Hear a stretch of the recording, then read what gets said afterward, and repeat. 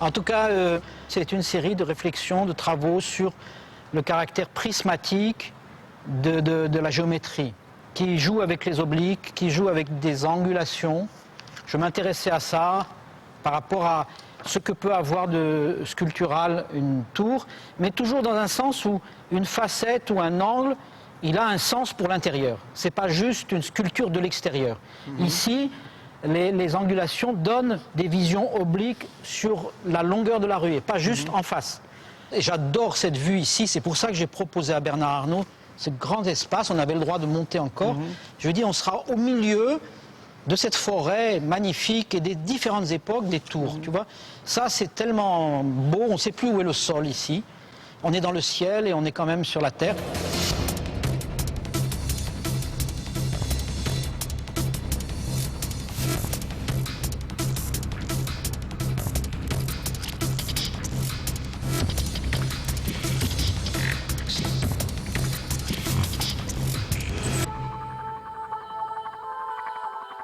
Il y a là quelque chose qui change tous les 10 ans, un petit peu lentement, mais c'est Manhattan comme vaisseau urbain, vaisseau sur l'eau, ces villes qui quittent le sol, qui s'élèvent, cette verticalité impressionnante. Et puis si vous regardez, bien sûr il y a des bâtiments très beaux qui sont cachés derrière tout ça, mais au fond ce qu'on voit, c'est une série de bâtiments ordinaires, et le tout, la conjonction est magnifique et impressionnante. Et ça c'est quelque chose qui me fascine. La ville idéale pour moi, c'est aussi ça, c'est que c'est une sorte de beauté non voulue, une beauté qui vient du génie des hommes, qui vient de la géographie, qui vient de l'économie, qui vient de hasard, qui vient de la vie, et c'est là qu'elle nous fascine le plus. Bien sûr, il faut qu'on ait des beaux morceaux d'architecture, mais ce n'est pas les beaux morceaux d'architecture qui font la ville, c'est un tout qui est une chose bien plus compliquée.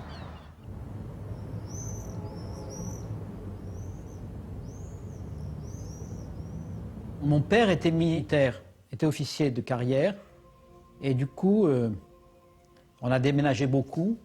C'était une épreuve sûrement difficile pour ma mère, 20-25 déménagements.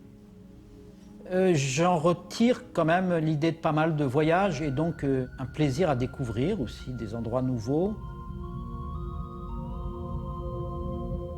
Ça serait prétentieux de dire que de cette itinérance d'enfance serait venue la suite. Il y a de la chance, il y a le fait que j'ai choisi l'architecture et que j'étais appelé à travailler dans différents endroits. Mais ce que j'ai reconnu, c'est le plaisir ou la curiosité, évidemment, de découvrir des nouvelles villes, des lieux nouveaux. Mais j'ai quand même un souvenir, par exemple, à 13 ou 12-13 ans, de dessiner à Santillana del Mar, au nord de l'Espagne, la place et l'église. Alors, j'avais aucune notion qu'il existait un métier qui s'appelait architecte, ou même paysagiste, ou dessinateur. Je faisais ça comme ça, de même que j'ai copié des Capina d'Haddock et des Tintins. Voilà, j'ai dessiné très tôt. Ma mère m'a sans doute encouragé. J'ai dessiné d'abord des jeeps, des chars et des camions, parce que c'était ce qu'on voyait, et des soldats. Et j'étais fasciné par les casernes et tout ce matériel militaire, donc, qui a une sorte d'esthétique efficace, extrêmement prégnante. Donc j'ai été marqué par tout ça. Et puis les bateaux de guerre après en Bretagne, ces architectures incroyables des bateaux de guerre.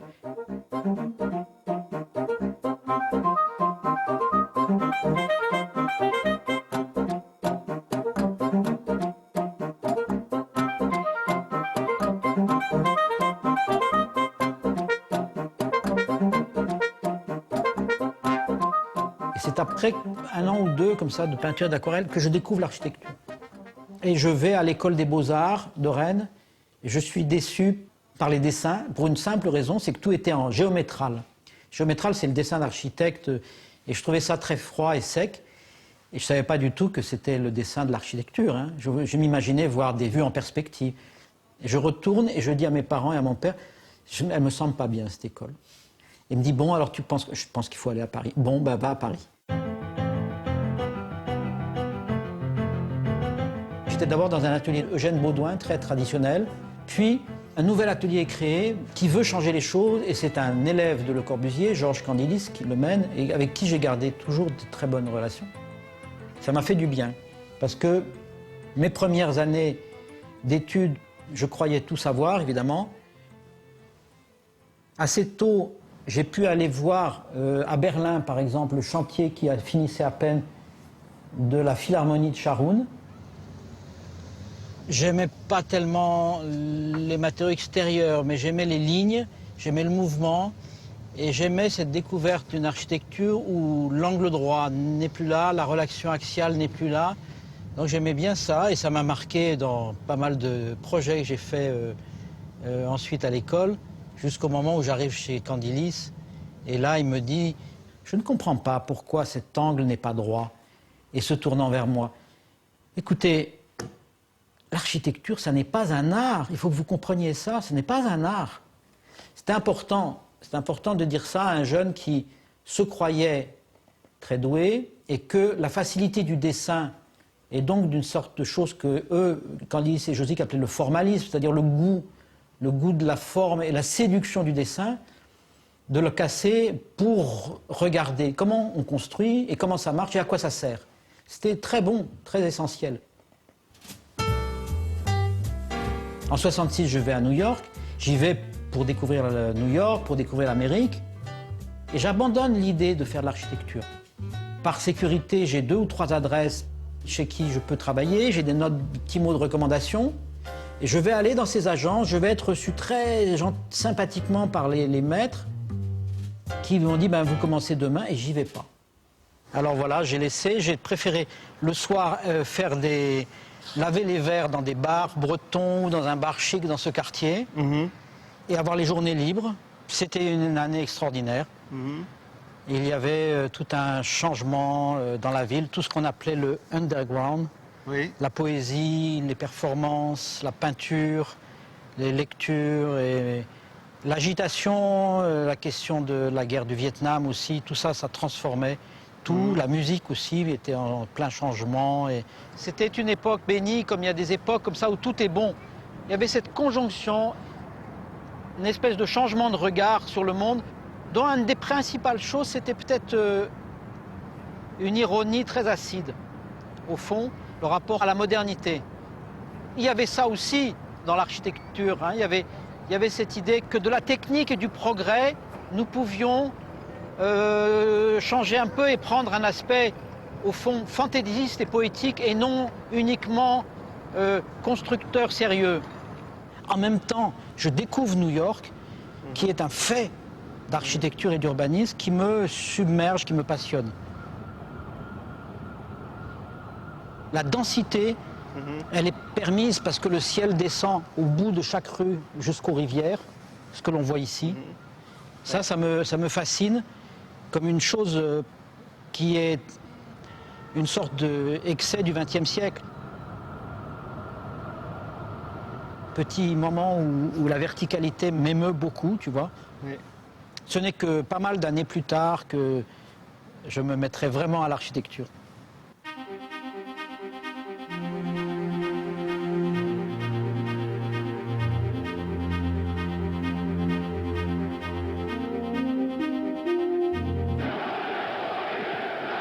Quand je rentre à Paris, je retourne à l'école qui est en bouleversement. C'est les années 67-68, très politisées. Mais ça va toujours dans le sens que je ne ferai pas architecture. Carrière trop bourgeoise, prétention d'organiser le bonheur des hommes, utopie que le futur, ce sera une sorte de démocratie libertaire où chacun choisira, montera son logement en kit à partir de composants industriels, ce sera monté sur des structures, les gens choisiraient leur logement, tout ça. Je me suis dit, c'est juste de l'utopie. Le problème, c'est est-ce qu'il y a un métier d'architecte, en quoi il consiste? Et il se trouve que après 68, je pouvais avoir juste assez d'argent pour ne pas m'inquiéter et pas travailler du tout à plein temps. Donc, toute cette vie libre faisait que j'étais absolument pas préparé à m'installer, à me marier et même à avoir un métier régulier.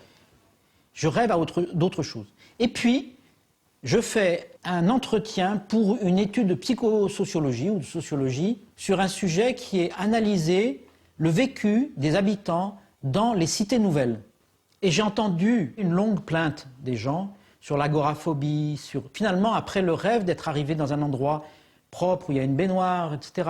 Je ne dis pas que c'était tous des gens qui étaient dans les bidonvilles, mais vous savez bien, on sait qu'il y a eu un effort extraordinaire entre le cri de l'abbé Pierre et puis ces années 60. Il a été construit des quantités de logements parce qu'il y avait des quantités de gens qui n'en avaient pas. Donc ça a été extrêmement efficace, rapide, courageux. Mais enfin, bon, cette génération d'architectes qui m'a précédé, ils ont eu à construire par 2000. Et partout, vous survolerez des villes dans le genre de celle-ci. On les appelle les grands ensembles, on les appelle aussi les villes dortoirs. Elles doivent permettre aux familles de vivre loin de l'agitation et de l'air malsain des grandes cités. Elles existent dans le monde entier. Les urbanistes et les sociologues leur consacrent des volumes et des congrès.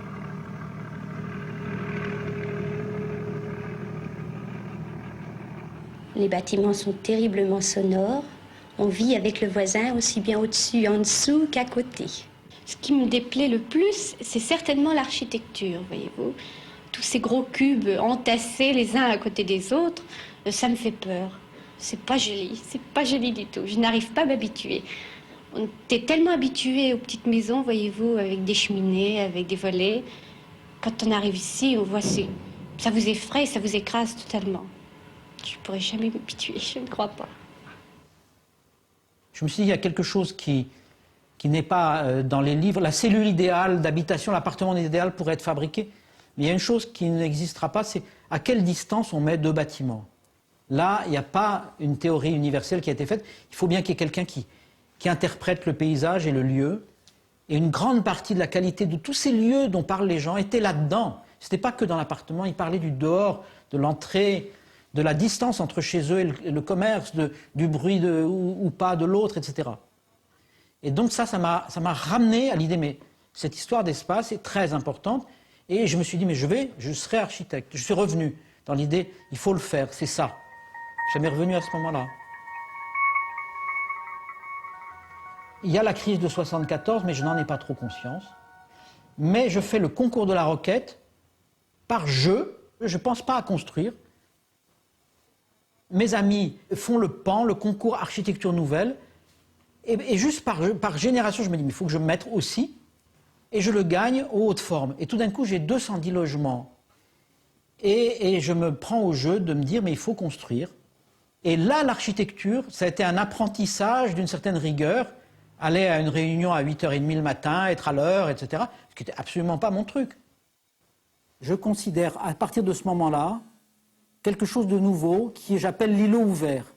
L'îlot classique, c'est des immeubles mitoyens, assemblés les uns le long des autres, avec une cour fermée, et je dis, ouvrons l'îlot et ouvrons la rue.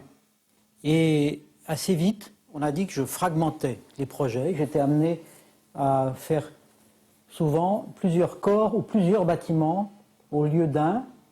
Haute forme, c'est 200 logements, et j'ai fait 7 bâtiments. 7 bâtiments qui sont chacun différents. C'est une souplesse, c'est faire entrer donc la lumière dans un intérieur. C'est être à la fois dehors et dedans. C'est penser que quand on entre dans cette place, on est dans un intérieur déjà qui est pourtant dehors. Alors créer un entre-deux, s'intéresser à ce qui se passe entre deux bâtiments, c'est commencer déjà à faire un morceau de quartier, c'est apporter la lumière, c'est réfléchir à qu'est-ce qu'on voit depuis les fenêtres. Si vous cherchez un appartement en ville, vous allez regarder s'il est assez grand, s'il est bien organisé, et puis vous allez regarder, en ouvrant les fenêtres, à quelle heure vous aurez du soleil, et qu'est-ce que vous voyez. Après 2 décennies de tours et de barres répétitives, l'ensemble révolutionnaire de la rue des Hautes Formes provoque un choc à Paris. Il reflète une constante dans la démarche de Christian de Porzampar. Sa sensibilité à la vie des habitants des logements sociaux qu'il ne cessera de construire. Sa théorie de l'îlot ouvert, découverte avec les Hautes Formes, restera le fondement même de tous ses projets.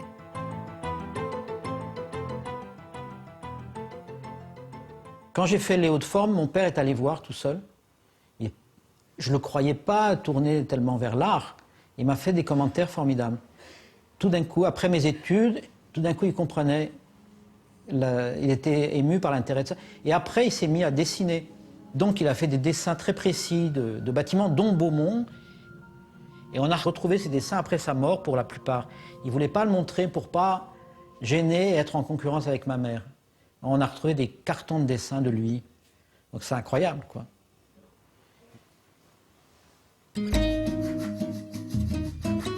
Pendant cette époque des hautes formes, je ne pensais pas à la famille, à construire une famille. C'est après, en 81, que je rencontre Elisabeth. Et sans que je l'ai absolument voulu, me tombe vraiment le coup de foudre. Quand j'étais étudiante, on m'avait parlé d'un certain génie Porzampar qui aurait dessiné un château d'eau formidable. Ensuite, les hautes formes. Donc j'étais allée voir les chantiers. Je n'aurais jamais soupçonné qu'on se connaîtrait un jour. C'était très sympathique. Il y a 28 ans de cela. Je crois que la première fois on s'est vus, c'était presque là. Et puis on n'avait pas programmé se revoir parce que c'était pas au programme de nos pensées. Et on s'est revus 15 jours après et là on ne s'est plus quittés. On s'est rencontrés dans une soirée. À ce moment-là, j'ai dirigé avec passion un atelier d'urbanisme dans la région parisienne. C'était très important car j'étais très jeune. C'est vrai qu'à l'époque, je n'avais aucune intention de me marier. Et je crois que j'avais la sensation qu'avec Christian, ça pourrait être très très sérieux. Donc j'avais peur. Bon, c'était tout un groupe de copains depuis toujours. Et Christian me regarde, il était 4 places plus loin. Il me dit, Elisabeth, vous mangez trop de sel. Mais en me regardant d'une manière, avec une tendresse. Et du coup, ça m'a fait quelque chose. Alors, j'ai défait tous les plans de table. J'ai dit, non, maintenant on change pour le deuxième plat. Blablabla. Et j'ai mis Christian face à moi. Ce n'était pas ni en parlant d'architecture, ni de philosophie, ni de musique. C'était, Elisabeth, vous mangez trop de sel.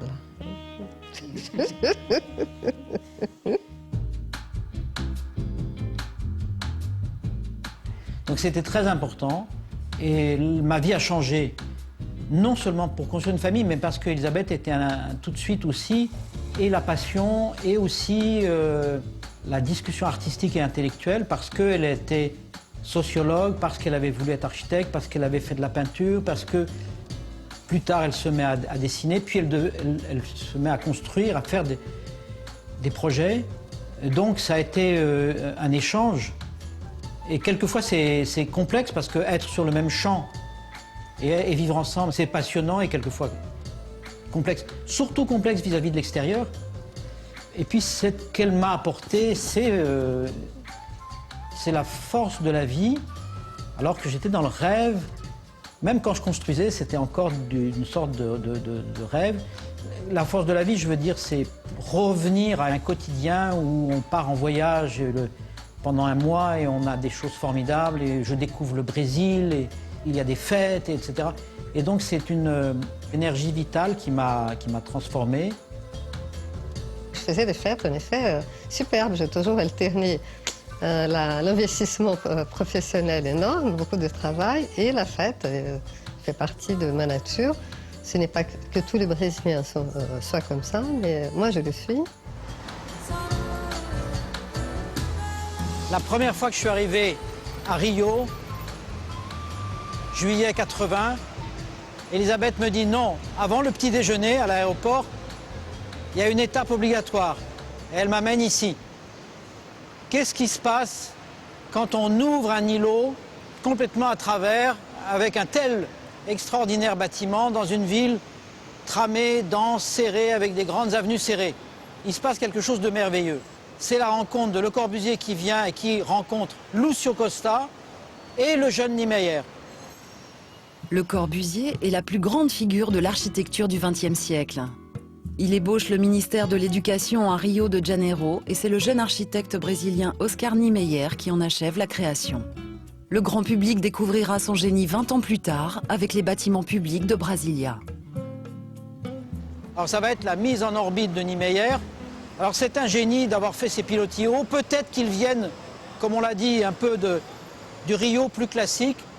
Ici, ce qui est très beau, c'est cette verticalité, l'horizontalité la ligne de fuite, les brises-soleil, il y a tous les éléments de l'architecture brésilienne cette fois. Et puis, c'est pas de la théorie, ça reste un lieu qui est vécu et qui est aimé des habitants, qui est traversé constamment. C'est un lieu qui a fait que l'architecture moderne a ouvert son grand livre, mais ici, il y a une page très grande qui est ouverte.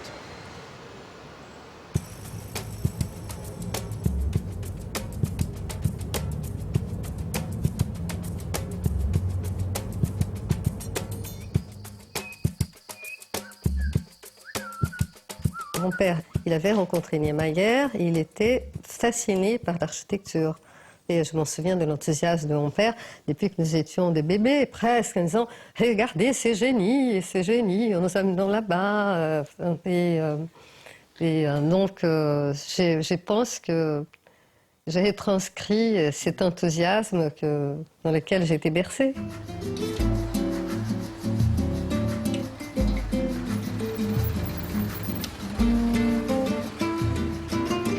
C'est drôle parce que j'avais rêvé que je vivrais à Rio au moment où on pouvait voir beaucoup de choses du Brésil de loin, le cinéma et l'architecture et la musique, etc.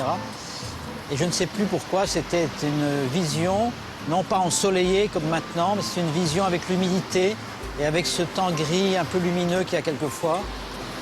Et en fait, je suis venu, quand j'ai rencontré Elisabeth, assez tardivement.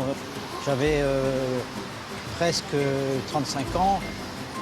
Et donc, c'était tout de suite comme si j'avais des souvenirs antérieurs.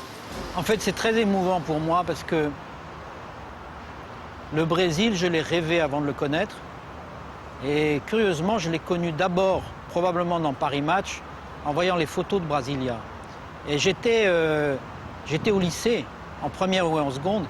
Et peu à peu, mes dessins que je faisais dans les marges sont devenus des immeubles sur pilotis, parce que j'ai découvert qu'il y avait ce métier, j'ai découvert Niemeyer. Peu de temps après, dans une librairie, je tombe sur un livre sur Le Corbusier, et notamment, curieusement, je tombe sur la photo, le dessin, le croquis de la main ouverte avec la montagne au fond. Et cette espèce de fondation d'un lieu, et là je me dis, mais au fond, on peut dessiner et on peut sculpter et ça devient un endroit public. Je dois avoir 15 ans, donc ça vient de ça, le déclic que je sais ce que je veux faire après.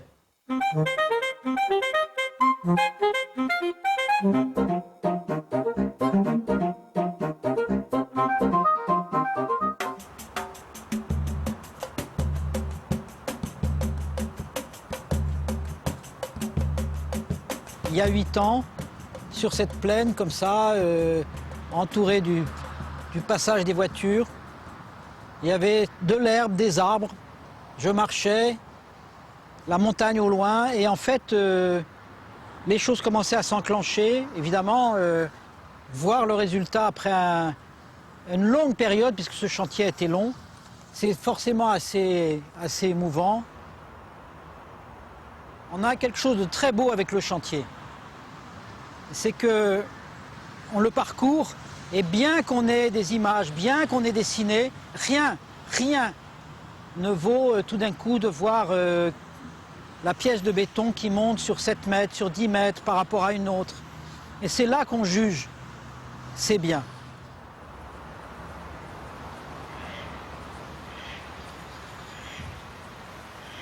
Et donc c'est une géante véranda avec 2 grands plans horizontaux et qui rejoint quelque chose de la culture de l'architecture contemporaine et l'architecture moderne à son très haut moment brésilien.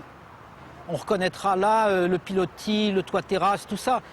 Et j'aimais l'idée que cette culture-là, la poursuivre, la reprendre. Et ici, je pense, bon, à ma manière et différemment, cette culture parle.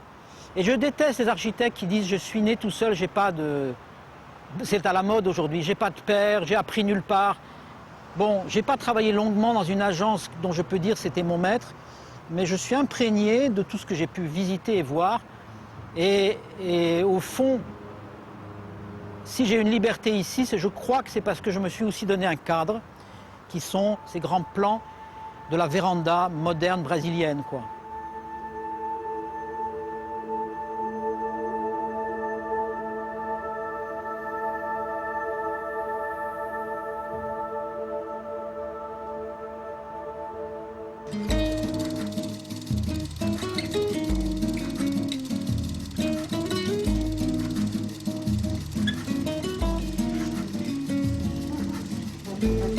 toute une structure, bien sûr, nos familles respectives, mais aussi la construction, c'est-à-dire Serge en 83, Philippe en 86. Évidemment, on habitait dans une maison rue d'Alésia avec un petit jardin et l'atelier était tout en haut de la maison. J'avais une petite équipe de 6 ou 7 personnes et quelquefois dans des réunions avec Claude Bessy pour faire l'école de danse, Elisabeth étant pas là, je montais Serge dans son petit siège qui assistait à la réunion et qui était à Piaillé et qui avait 1 an et 3 mois, ou je sais pas. Donc il y a eu un moment comme ça assez extraordinaire et un peu miraculeux de quelques années.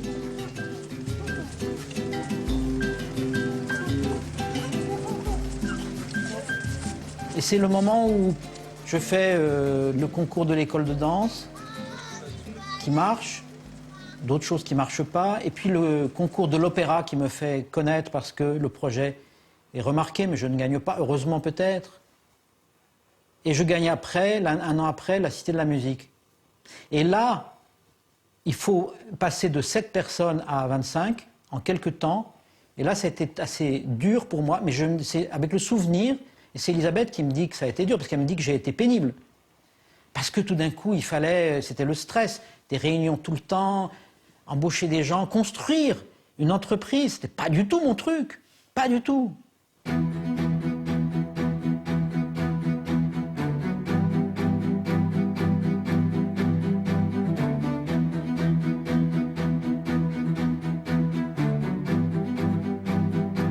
Alors chacun de ces projets était une aventure qui a pris du temps, qui a pu se dérouler pendant 3 mois, 6 mois, 4 ans.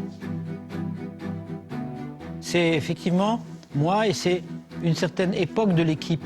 Certains sont là depuis longtemps et continuent, et d'autres sont passés à certaines époques et ont vécu intensément une aventure ou une autre. Beaucoup de gens qui sont passés dans l'atelier me disent qu'ils ont été marqués, ou on me dit qu'ils l'ont été, ou ça se voit, ou on garde en tout cas un lien.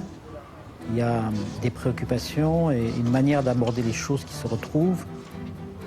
Et puis souvent une grande amitié qui dure dans le temps. Et puis aussi les jeunes et stagiaires qui arrivent, ils me disent c'est formidable, au bout de 4 ans, ils me disent tout ce que j'ai appris. Donc il y a des choses qui se transmettent, c'est malgré moi.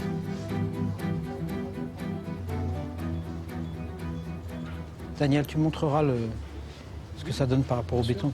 Parce que là, ça a l'air de faire 4 mètres, non? Il faut faire comme un truc progressif, alors. Là, ça ne sert à rien de les allonger. On arrivera quand même. En plus, il faut être plus écarté parce que c'est normalement les chœurs. Ce qui n'est pas très bon, c'est ça, pour l'acoustique. Ça fait 20, 24, et ici on peut passer à 34. C'est génial. On y va.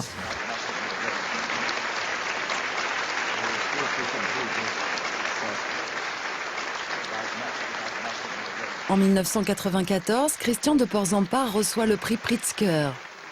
Distingué pour l'ensemble de son œuvre, il est le plus jeune lauréat et le premier Français à recevoir ce prix Nobel de l'architecture. Le jury international a été conquis par la Cité de la musique, alors en chantier. François Mitterrand a inauguré en fin d'après-midi l'un des derniers grands travaux de son double septennat, la Cité de la musique, sur l'emplacement des anciens abattoirs de la Villette. L'auditorium, une salle modulable de 800 à 1200 places, devrait accueillir 75 représentations d'ici le mois de juillet.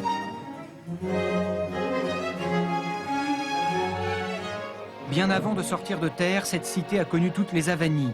Imaginé par Valéry Giscard d'Estaing alors qu'il survolait les abattoirs de la Villette en hélicoptère, le projet fut inscrit par son successeur François Mitterrand au chapitre glorieux des grands travaux. Puis vint la cohabitation, la valse des fonctionnaires, la succession des ministres et des majorités. Le projet est adopté, modifié, refusé, réadopté. Une salle de concert prestigieuse de 2700 places sera finalement remplacée par un parking. Aux commandes du navire en construction, un même architecte qui a survécu à 11 ans de météo politique tourmentée. Et des moments qui étaient très difficiles, c'est sûr. Et je crois que si j'avais mis toute ma vie là-dedans, j'aurais fini à Sainte-Anne. Plusieurs fois, on a cru que ça ne se ferait pas, ça serait annulé. Donc je crois que c'est le fait que contre vents et marées, ça ait continué, ça se soit fait, qu'on arrive au bout, qui fait que les gens aujourd'hui ont l'impression que ça tient un peu du miracle.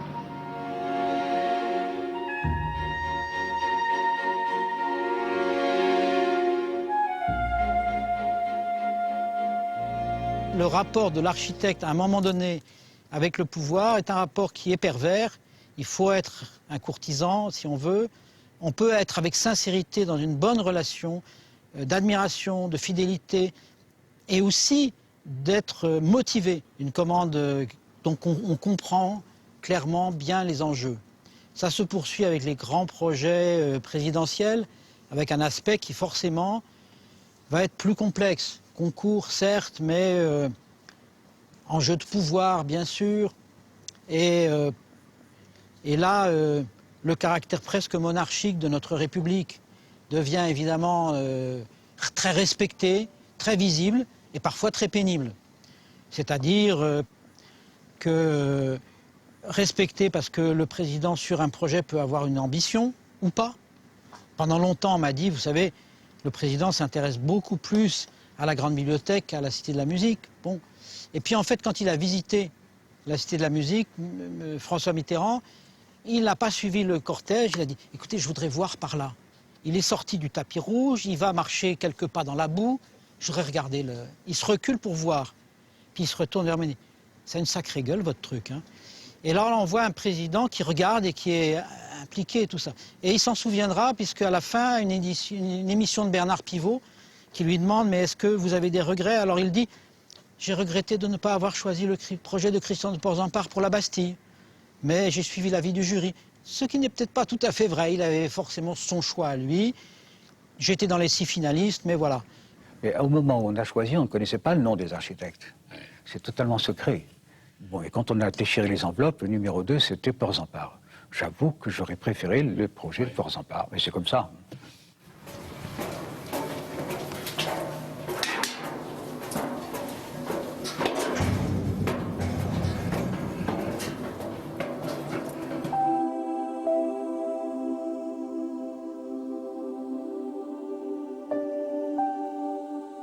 Ici, on trouve une maquette, par exemple, de la Cité de la Musique à Rio, qui avait été demandée pour être exposée à Venise. Ici, on voit aussi une maquette de la Tour de Lille. Et puis là, il y a plein de caisses et il y a des noms dessus. Et chaque fois, c'est un nouveau projet. Et ces maquettes, c'est des instruments de recherche. Donc, elles sont précédées de beaucoup de petites maquettes. En même temps, il y a toujours les croquis, le dessin, la 3D, les plans, les calculs, tout ça, ça marche ensemble. C'est vraiment des époques successives. Donc c'est assez émouvant aussi pour moi quand je reparcours ça. On passe de l'école de danse à un projet pour une école d'architecture et on passe tout d'un coup à un projet pour Montréal et puis des bureaux pour Canal+ à Boulogne. Alors ça, c'est construit. Par exemple, il y a des choses qui sont construites. Ça, c'est un morceau de l'ambassade. Ça raconte comment s'est fait le projet. Il y a des projets qu'on n'a pas fait qui sont plus intéressants que ceux qu'on a fait, hélas. Alors, évidemment, c'est quelque chose qui est difficile à avaler au moment. Puis après, on est happé par un autre projet et on fait le deuil. Et il y en a beaucoup. Et puis, le projet qui est réalisé, lui, c'est intéressant d'aller voir comment il est vécu. Et là, c'est une expérience concrète. Et quand on voit 10 ans ou 5 ans ou 20 ans après ce qui marche, ce qui ne marche pas, et quand ça marche bien, quand il y a un écho positif, c'est évidemment, ça redonne une énergie sur ce qui est réussi, ce qui va. Et puis, en se promenant, on découvre que ce n'est pas une maquette où on maîtrise tout. Ça a pris sa vie et son usure, et quand la majorité est positive, c'est évidemment une relance d'énergie formidable. Le fait de voir comment ça vieillit aussi, pour moi, est une chose fondamentale. C'est un des grands problèmes de l'architecture qui n'est pas en pierre, c'est qu'elle n'a pas cette espèce d'évolution, de vieillissement qui a été admis comme presque un phénomène naturel ou géologique. Et tous nos matériaux industriels ne supportent pas d'être vieux, en gros. Or, il y a vieillissement, il y a usure, il y a jeu du temps.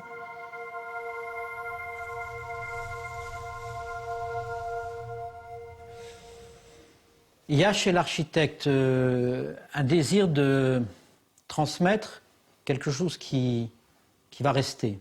Mais chez l'écrivain aussi.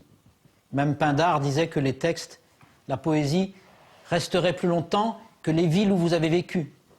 Et il ajoutait que les femmes que vous avez aimées, mais ça, on peut le mettre de côté, parce que ça, c'est le côté éphémère de la vie. Hein. Mais que le livre reste plus longtemps que la ville et la construction, c'est une vérité. Mais enfin, on n'a pas cette idée. Moi, je n'ai pas cette idée que ce sera des ruines, on ne pense pas comme ça. Par contre, le fait que ce soit réel, qu'on y vive, est un ingrédient important par rapport à une architecture de dessin qui serait la pure utopie. Pourtant, je suis un rêveur et je pourrais me contenter d'aquarelles. Eh bien non. Et la vérité de l'espace, éprouver dans l'espace la lumière, c'est pour moi important, décisif. Quand vous avez pris le virus de ça, c'est ça que vous avez en sentiment. Après, vous vous dites, peut-être ça va rester, mais ce n'est pas un truc qui me traverse tous les jours. Et cette espèce de mégalomanie arrogante de l'architecte, j'ai été assez vite soigné de ça.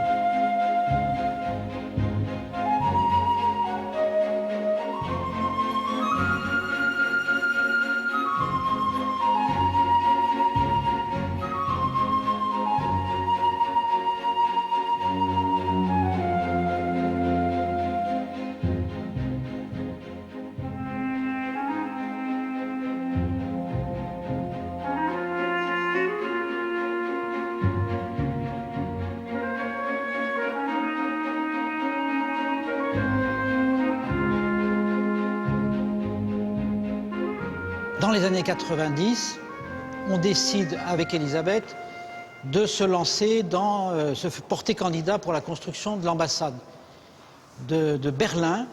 J'en ai pas trop envie parce que j'ai eu les épreuves successives de la Cité de la musique, du tribunal de grâce, et je sais la difficulté des projets publics. Ils sont passionnants, mais les avenants sont payés 4 ans après. C'est une épreuve économique pour une entreprise, et j'hésite. Bon. Et ça fait 125 mètres de long, ça fait 25 mètres de haut, et je réalise qu'on va être dans un canyon. Et là, évidemment, on n'a pas la largeur pour mettre 2 bâtiments et une cour ou un jardin. Il va falloir ruser, et je voulais arriver à un moment où toutes les fenêtres des appartements, des chambres d'invités, des salles de réunion, des bureaux, ouvriraient sur du jardin et de la nature, parce qu'à Berlin, on a besoin d'avoir de la lumière et pas un toit de verre et une fenêtre qui donne sur un hall vitré, ce qui est le principe de l'atrium. Eh bien, ce n'est pas évident, et je me suis dit, si je n'arrive pas à cela, je ne rends pas le concours. Je ne rends pas le concours parce que nous sommes dans une situation d'îlot fermé, qui est tout ce que je théorise qu'il ne faut pas faire. Je travaille sur des maquettes, je parle aussi beaucoup avec Elisabeth. Tout d'un coup, j'ai été motivé, alors qu'au départ, c'était Elisabeth qui était motivée. Elle trouvait que là, il y avait quelque chose, et elle nous a apporté beaucoup avec l'idée qui s'appelle maintenant, dans un jargon international stupide, indoors, outdoors, mais c'est-à-dire l'idée que les salons de réception donneraient sur un jardin. Elle a mis ça comme un must. Et moi, j'ai dit, mais on monte. Et ça a été très important.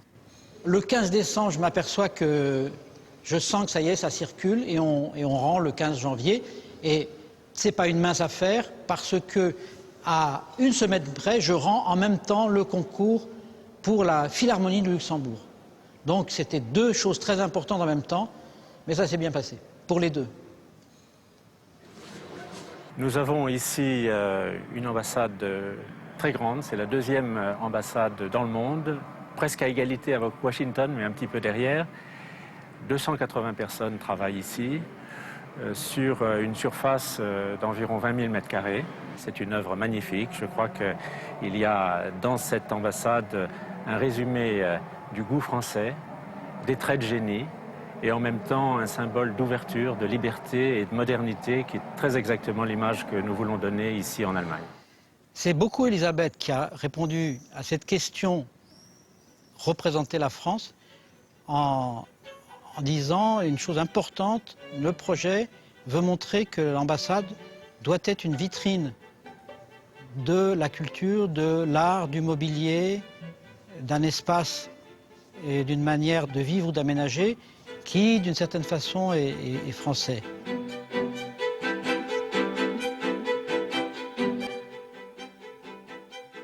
Quand nous avons fait ensemble l'ambassade de France à Berlin, c'est plutôt une association d'agences, un partenaire, comme j'en ai d'autres et comme Christian en a d'autres. Ce n'est pas un partenariat exclusif. Dans la vie, oui, nous avons un partenariat exclusif, mais pas dans la vie professionnelle.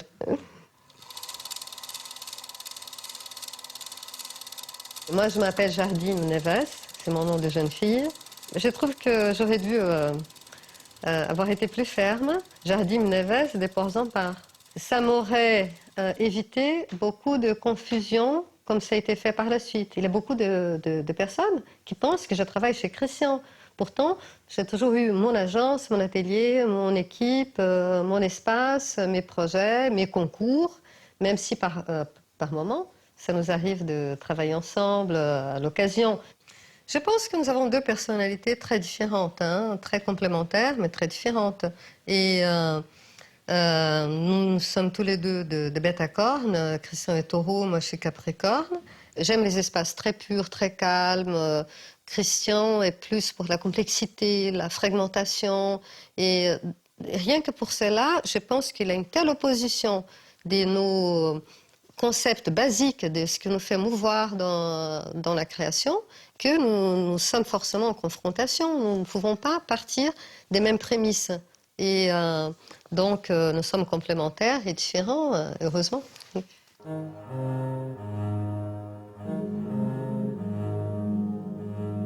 Je ne me contente pas, je serais insatisfait d'avoir simplement bien construit. Il me faut quelque chose qui fasse qu'on a la curiosité d'aller voir dehors et d'un autre endroit, comme un micro-quartier qui s'est produit. Alors ça se retrouve dans tout ce que je fais, même les choses petites. Et donc, je cite quelquefois cette phrase de Serlio. Alors c'est l'architecte d'Ancy Lefranc, c'est le classicisme, à son moment d'apogée. Et il disait, le plus beau bâtiment, c'est celui dont on a compris le plan en voyant la façade, depuis un point de vue. Donc il y a le point de vue, d'où l'on comprend, d'où l'on voit et on a tout compris. Et je disais, moi c'est absolument le contraire.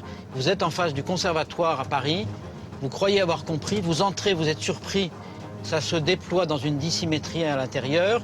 Et le directeur du conservatoire me disait un an après, chaque semaine je découvre un nouveau lieu de ce bâtiment que je n'avais pas vu ou pas compris. Donc le fait qu'il y ait de la curiosité et de la découverte, je trouve que ça agrandit la vie.